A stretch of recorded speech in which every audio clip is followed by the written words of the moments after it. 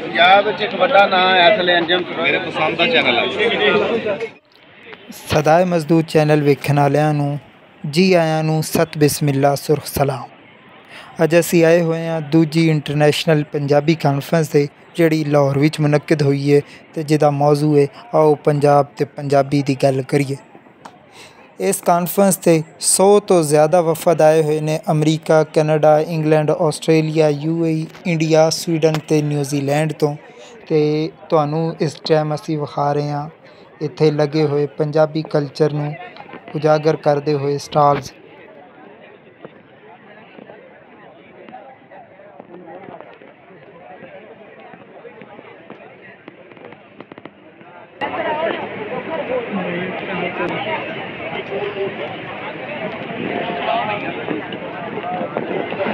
ये पंजाबियों ने मेला लाया है जी।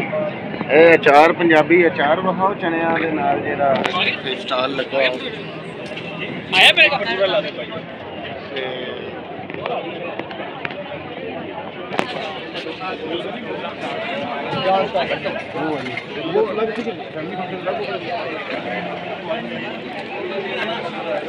एक बड़ा नाम है इसलिए अंजम सरोया जी ने जेडे खासकर किसानों के मसले बोली नाल जुड़े हुए मसले और खासकर किसानों के जेडे मामलात ने कि उन्होंने जनास का पूरा रेट नहीं मिलता, उन्होंने मसले की ने समाजी तौर पर जोड़ा ऊँच नीच का निज़ाम है, भारी टैक्स किन्होंने ने मौजा कौन करते हैं, मेहनत कौन ज़्यादा करता है, इन्हों के मुख्तलिफ टिकटॉक और इस हवाले नाल पूरा पंजाब इधरला उधरला दोनों पंजाब जानते हैं।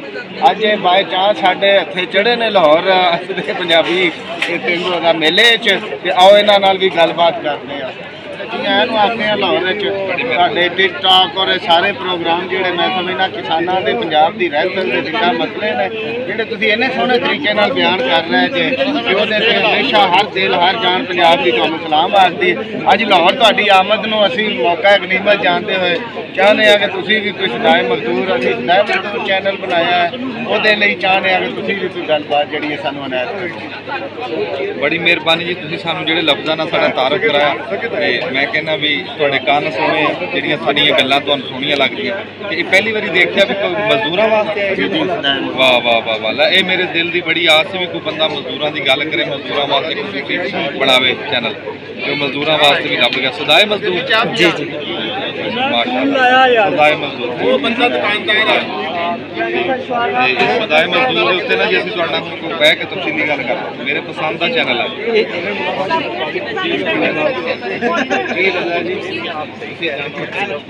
फिर अभी बैठते हैं मोहम्मद पकड़ लो तो इन्हों के जिन्नियां गल्लां कर सकते। अच्छा अगे मैं बुलाया रजा जी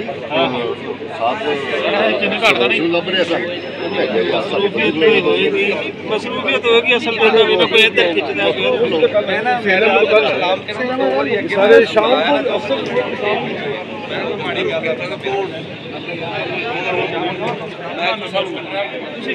उस टाइम मेरे चिट्ठे नहीं है उस टाइम मेरे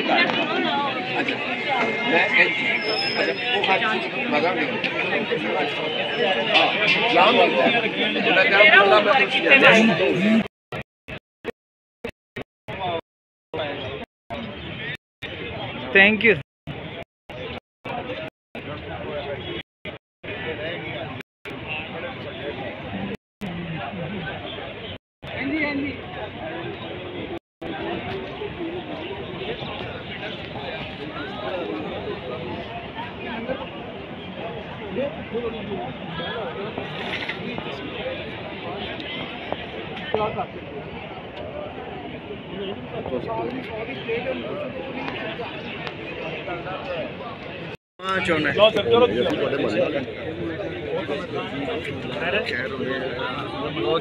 आर्ट के लोगों ने जोड़िया, फिल्म के लोगों ने जोड़िया, मौसीकी के लोगों ने जोड़िया तो एक मतलब आवाज़ जी जरा तवाना हुई। तो तुम इस तहरीक दे चुके इन्नी शाहत भी हो पंजाबी पत्रकारी दे भी तो साड़ी स्टेट नूं या साढ़े लोगों नूं जिहड़ा वो पंजाबी नूं जिहड़ा ढगिया की जबान या अनपढ़ा की जबान बना के पेश किया गया उहदे पिछे की कारण सन?